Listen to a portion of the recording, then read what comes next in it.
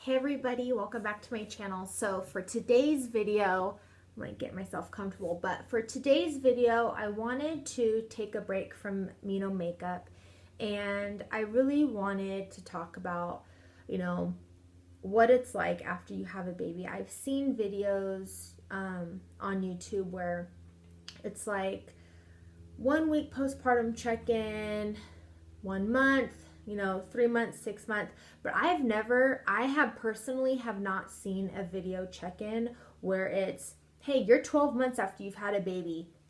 What can you expect, or what might be some things that, have gone on?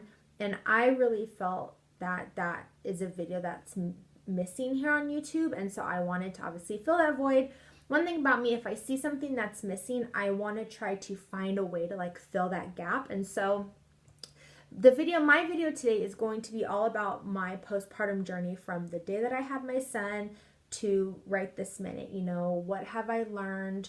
What are some things I had assumed that I was like, oh, this is totally different. So yeah, this video is not going to be too long. I have, my notes here on my phone that I'm going to read off of, but this is for, those of you who just had a baby, if you're going to be having a baby, or if you just want to see what it's like, 1 year postpartum after having a little one. So as always, make sure to like, comment, and subscribe. And I'll have my Instagram in the description bar. My Instagram is Sarah K. Kramer. So yeah, if you want to see, and hear what my 12-month postpartum journey has looked like, then please keep watching.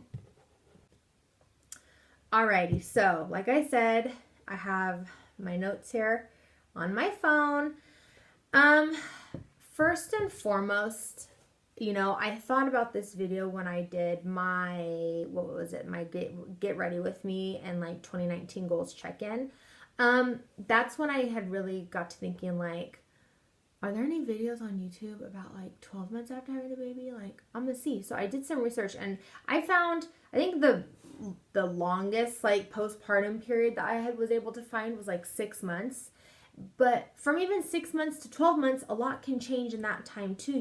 During that time, baby's learning to, eat solid foods and all that. So I wanted to do my video today. So I'm basically going to start with where I was, or how I was feeling as soon as I had my son to now. So I had Crew.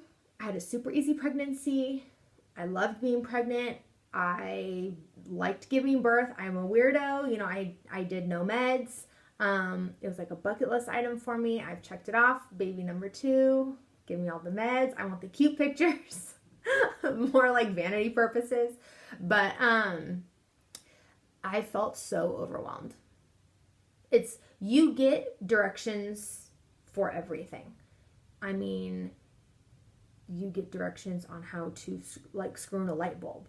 But you have a baby and you're in the hospital and they help you out so much in the hospital. You don't even have to really change a diaper. The nurses do everything, and the nurses are great and the doctors are great. But then they're like, okay, here you go. And my husband and I, Corey and I, we looked at one another and we're like, what the heck? They're just like, here you go. And have fun taking care of this human who can't talk to you. They're just like a little itty bitty ball of squish. And you have to learn, as a mom, you have to instantly learn, cues. And you're just it's so overwhelming. And I definitely felt that I was barely keeping my head above water. But just know that feeling of overwhelm, it starts to subside because you get on a routine. I am telling you right now, the number one tip that I have for anybody, whether you are having a baby, planning to have a baby, you just had a baby, get you and that baby on a routine. And what I'm talking is that baby, if you're nursing, your little one's going to want to eat every probably hour and a half to 2 hours. So guess what? You plan your life for the first 3 months around when am I going to have to feed my baby? Because if your baby doesn't take a bottle, you need to make sure that you have everything that you need to have, whether you're choosing to cover yourself or not cover yourself, whatever you're wanting to do. You need to make sure that you have, what you need. If you're using formula, you need to make sure that you pack enough formula or you packed enough pumped milk to be able to be out or away from home or away from somewhere where you can sit down and feed your baby. So get on a routine. And I'm also talking, newborns, they sleep so much during the day that their bedtime isn't until like 11 o'clock at night. But once they hit their like 3 to 4 month like sleep regression, when they start to really sleep like a human, that's when you can get them going to bed, closer to like 8, and then you bring it up like every 30 minutes from there. So like right now, my son's bedtime, because I'm off from summer, so we're sleeping in, his bedtime is like 9 o'clock. But during the work year, he has a very strict bedtime. We do bath, book, feed, in bed by no later than 7 o'clock. No later. And I am one of those parents that I will tell people, sorry, it's going to be past his bedtime. We can't go. But I have a very strict routine. And that also leads into, you need to set boundaries. One thing that I've been very fortunate with is both sides of, Corey's family and my family, they're very respectful of boundaries. And so, I know some people can't say that for their family. So I do find myself very fortunate. But what I mean by boundaries is, it's very fun and exciting, when a new baby's brought home and you're going to have people that are going to want to visit. So one thing I did, and it really worked for me, and it was something that both my mom and my mother-in-law told me to do, was I kind of was like, yeah, you can come see the baby during this time and this time. And if somebody was like, hey, can we come see the baby now? I'd be like, oh no, Crew's sleeping. Like, we'll let you know.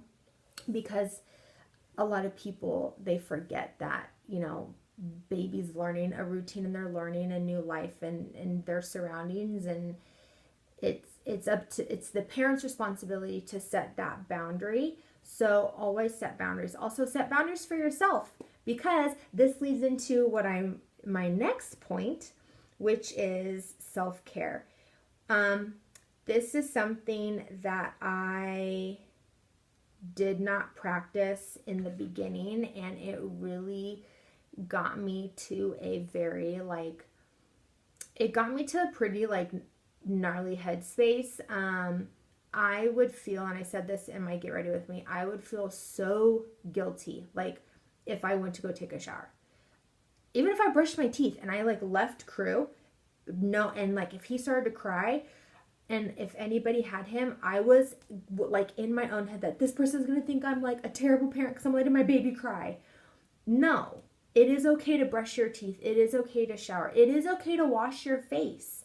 And it got to one night, I just started crying, and my husband's like, what? Corey was like, what's going on? And I'm like, I can't even wash my face. I feel bad to wash my face. This isn't okay. And, I will say, I brought it up to my doctor. They wanted to put me on, they wanted to put me on meds. And I was like, I don't want that for myself. And I feel like that is what modern day medicine has gotten to, is as a mother, if you talk about hey, I'm just feeling overwhelmed, or hey, I feel this guilt, doctor's like, oh, here, we'll write you a prescription, here you go. And you're just like, whoa, I don't want meds. I don't want someone to listen to me. I want to be able to go get my nails done. I want to be able to go, in my case, let me go run down the street and get me a Starbucks, and I'll come right straight home. And so what I learned, and it wasn't until I went back to work when I was forced to be away and acknowledge that I had other responsibilities on top of being not on top of being a mom, but alongside with being a mom, it really helped me to understand that it is okay that while Crew's napping, I film. Do I have dishes downstairs I should be doing? Sure. Will those dishes be there later tonight after he goes to bed? Yup. So guess what? I'm choosing to do something that makes me happy, which is film, instead of going downstairs and getting into robot mode like I was, months ago, and start just doing chores. And because nobody likes chores. Nobody likes chores. And so, that's this self-care, like me filming. This is a part of like how I care for myself. It's just like my outlet. And so find something, whether it be, it could even be as something as much as like sitting down and reading a book, or sitting and having like a cold soda to yourself, and just, I know one thing when I was on maternity leave I loved to do was I would go, even if I had showered, I'd wash my face, I would put on a face mask, I would get a cold soda, and I would just sit in quiet. And if anyone talked to me, I'd say, no, let me finish my soda. Like, I need my quiet. I'm one of those people, I love my time to myself. I don't mind being by myself. I've always been like that. And I think that acknowledging that I enjoy my time to myself when I was on maternity leave, it really helped me to value my alone time. Now, because I value my alone time doesn't mean that I don't want help. So I'm like rocking back in my chair because I'm like, I feel like I'm just like sitting here talking with you guys. It doesn't mean I don't value time with people who I love. So that leads me into, I really took note of like who my support system was. And for me, my support system is I have, Corey, and then I have, my mom and my sister and her husband and my brother and, his wife, my sister-in-law. And then on my husband's side, I have my in-laws, I have, Corey's younger sister, my sister-in-law, her boyfriend. And, I'm very lucky I have both sides of my family. Right when we brought Crew home, my mom was living with us. And so if I needed help, like she would help, and would be there. And then when I went back to work, Corey's mom, she watches Crew. Like she's our form of daycare. And I know so many people don't have that. And I feel so blessed that we're able to have that, because I can go to work with like a clear conscience knowing that, Crew is going to be in an environment where he's loved and he's, being cared for the way that he'd be cared for here, with us. And the same thing, last school year, I had my mom took a few days off, here and there to watch Crew. And it was the same thing. Like he would go with her, and I was able to, feel good that he was in an environment where he was being loved and had structure. And so I acknowledge my support system, and I am very grateful for my support system. And so, if just know that the people who help you, they're your support system, or the people who are just there for you, they're your support system. And, thank them, because those people, they love you. And whether you're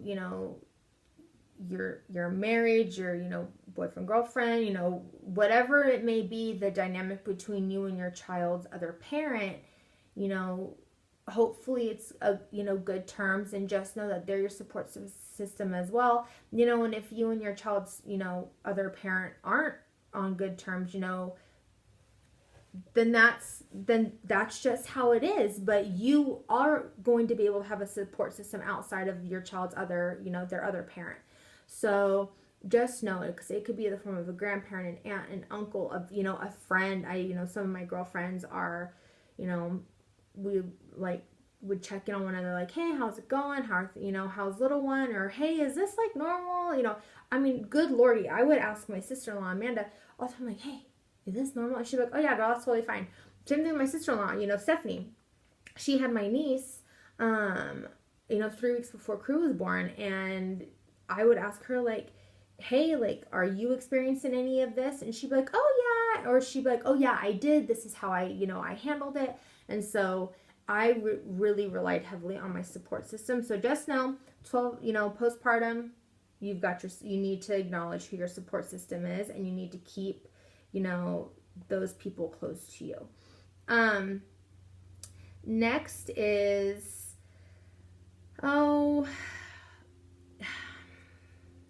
the opinions. The opinions. You know, everybody on planet Earth has an opinion.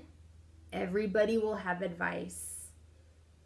It is totally 100% up to you if you want to take those opinions or if you want to take that advice. If somebody gives you advice and it just doesn't jive with you, guess what? You don't need to take it. If somebody gives you an opinion and you think it's the best thing since sliced bread, guess what? Go for it. Take that opinion. You know, I will tell you right now, one piece of advice I received from my mom, my mother-in-law, and like all of their friends was use Head and Shoulders, a little bit of Head and Shoulders when, you know, washing Crew's head when he was a newborn because he won't get cradle cap. And guess what? Crew has never had cradle cap ever.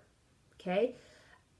Another piece of advice that I have chosen not to take is that he's 12 months old. I should wean him. I'm not taking it. My husband is supportive of, you know, how the decision, you know, with how Crew is still fed. And so everyone has opinions on it. Everyone has advice on it. That's an opinion or advice I'm not taking. Another one is Crew, you know, he sleeps in bed with us. I know that's not, some people will be like, oh my God, that's terrible. Others might be like, oh, that's the best thing ever. I at first started him sleeping in bed with us out of sheer, you know, laziness, because I would bring him into bed, I would feed him, and then I would fall asleep. He'd fall asleep, and it would be fine. But now, I wish I wouldn't have done that because he will go to sleep in his crib, but then when he wakes up, he wants to come into bed with us. So that's not, you know, working out for me. But just know that you do not have to take every single piece of advice or every single opinion. It is okay to just be like, oh, okay. And then just go shake your head, yes. And then continue with how you're doing things. Because guess what? When it boils down to it, that person is not living with you, or that person is not, you know, they could be living with you, you know, it could be a parent if, you know, they're living with you or you live with them. But that person is telling you what worked for them, and what worked for them might not work for you. And that's okay, because my other tip is, or, you know, reflection is, do what is best for you and like your family. And in my case, it's me, Corey, and Crew. And so Corey and I, we raise Crew the way that's best for he and I, because he's our child, you know. And so raise your little one the way that it's going to fit best for you. And along with making that decision, or, you know, with me giving, that's my only piece of advice, is raise your little one to how it's going to work best for you and your, you know, you and your situation. But along with that, expect people to have opinions. Expect people to give you advice. And guess what? Take it, or take that advice, take the opinions, leave it, whatever, you know, just do what's best. Because what it boils down to is that baby growing up in a happy, healthy environment. And if you can say, yeah, heck yeah, they are, then guess what? Mama, you are doing amazing. Keep it up, girl. Like, keep it up. Same thing, dads, if you're watching this and, you know, you're thinking like, is this baby, you know, going to be okay? As long as this baby's being brought up in an environment where they're being loved, guess what? You're doing A-okay. So next is, you know, you need to understand that, hold on, I'm like erasing my notes as I go, or else I'll restate them. I might like repeat something. You know, this is something, another, you know, thinking back on my 12-month journey, you know, since having Crew, I enjoyed my maternity leave. But then I had an aha moment during my maternity leave where I was like, I need to work. I need something that is just mine, where I'm not Corey's wife, I'm not Crew's mom, I am Sarah. Like, and it's my arena. I step in and I'm like, all right, let's handle it. Let's do it. Let's go. And for me, I realized I needed to go back to work. So if you're, a mom or a dad and you are feeling like, I love being a parent, but I miss working, that's okay. That's totally normal and totally healthy. Or you're a mom or a dad and you're like, you're sitting and you're watching this and you're like, I like my time at home. Like I don't want to go back to work. That's okay too. That's okay too. For me and like my mental happiness, I needed something that was just mine, and that was going back to work. And when I went back to work, my complete mood like shifted. Like it like instantly brought me out of that like constant like headspace where I was just like in a dark cloud. Do I still have my bad days? Yeah, I do. I still have days where I wake up and I'm just not feeling my best. But guess what? Those days are so far and few between now. And I truly attribute it because I realized that I needed to work, and I wasn't lying to myself. I wasn't like, I have to stay home because I have a baby. I have to do this. And then the entire time, like, be resentful that I went to college. I got, all these degrees and I can't use them. And I'm just sitting here at home and, what was me? I'm like, no, I go to work. But for me with that, I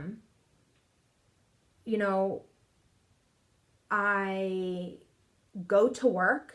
I'm there during my contracted hours, and then I leave. I do not bring my work home with me. And I have made it very clear at work that I come, I do my job, I'll make sure I do my job, I'll do it well, and then I leave. And so for me, I have found that that's worked.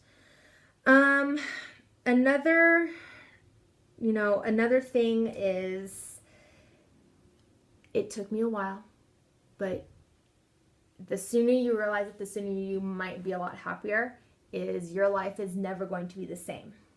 Now I say that with two separate reasons. Reason number one, the carefree, just, we can get up and do whatever we want. Like that's not going to work anymore. You have a little one that you need to consider. And like I said earlier, you have a routine and a schedule and all of that. But then on the flip side, your life changes and it's like the best thing ever because you have this little like snuggle squish bug and you're just like, I love you. And so for me, I definitely mourned like my old life. I was like, oh my God, like my body doesn't look the same. Guess what? It's never going to look the same. I had a baby. Okay. I move on. But it's something, I will admit, it's something that I still greatly struggle with. But then I look at Crew, and when he says mama, or he's, he just, he now walks over to me and like wants a hug. I'm just like, oh, yes, thank you. So just know that your life is never going to be the same. And the sooner that you realize that for me, the sooner, I wish I would have realized that sooner. I think I realized that a little too late. But because when I was on my maternity leave and I was home all the time, I was just like going through the motions. Last couple of points is, in regards to like baby weight. I went from being the thinnest I've ever been as an adult to 9 months later, I was the biggest I've ever been as an adult. I gained 42 pounds when I was pregnant. Whatever I wanted, I had. I didn't care. Looking back, do I know what not to do for when I have another baby? Yes, 100%. But just know that weight comes and goes. So one thing I've realized is that as long as I was making healthy choices, that's all that matters. Because when you fixate on how your body looks different, or when I would fixate on how my body looks different, it would get me to such like no self-esteem, to like super low to like no self-esteem. It made me be like, you know, how is Corey even attracted to me? Like, I look so different. But, you know, he even told me, he's like, I like your body now than before you got pregnant. Because he even said, he goes, even like before you got pregnant, like when we got married, he goes, you were a little too like small. But now I'm just like, I'm embracing my body. And do I still have my pre-baby jeans I want to fit into? Oh, 100%. 100%. I am not going to sit here and lie to you about that. I have all my pre-baby jeans in my closet. Some of them I fit in. There are some I'm like, I know I should throw these away, but I'm holding out that one little glimmer of hope. But just know the weight comes and goes. Different times in your life, weight will be added on. It is what it is. And you know what? Just know that your body made a beautiful baby. Or, you know, if you are watching this and your, you know, significant other just had a baby, just know that their body just did you the world's biggest solid and blessed you with a cute little human.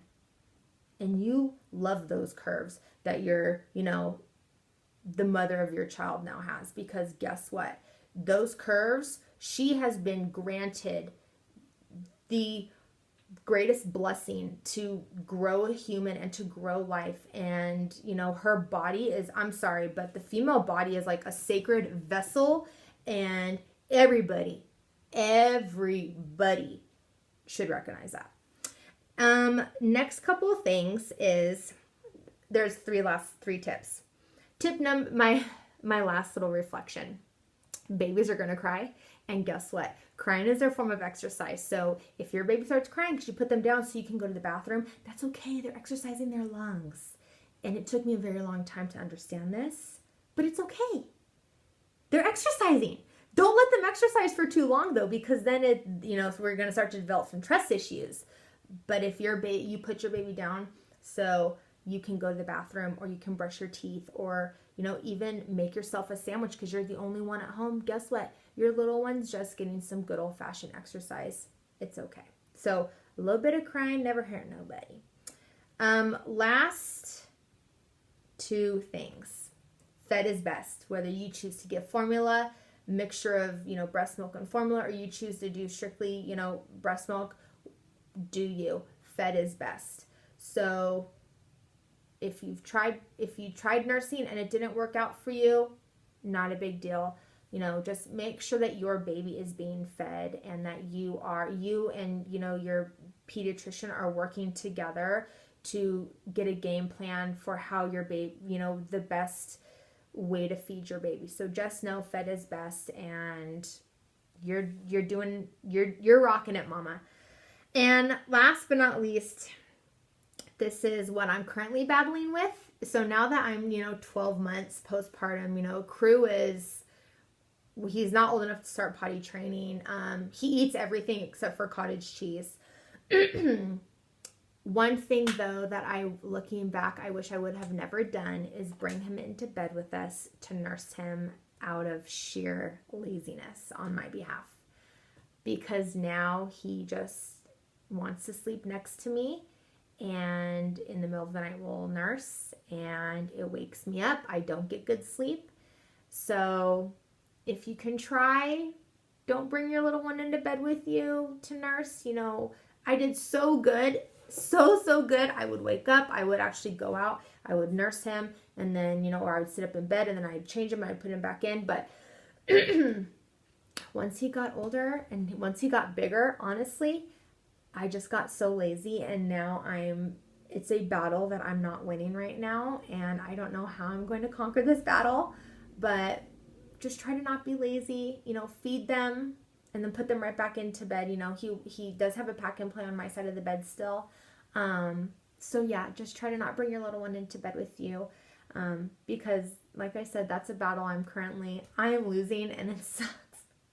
It's awful. It sucks so bad. But yeah, everybody, that is my, you know, super quick 12-month postpartum recap. I hope that hearing what I went through and like hearing how basically my postpartum in a nutshell has gone, you know, I hope that you are able to relate. So yeah, as I said before, make sure to like, comment, and subscribe, and just know that you're doing A-okay, mama. And the dads out there, if you're watching this too, keep supporting mama, and just know that your little one is loved and that you guys are doing just fine. All right, thanks for watching. Bye, guys.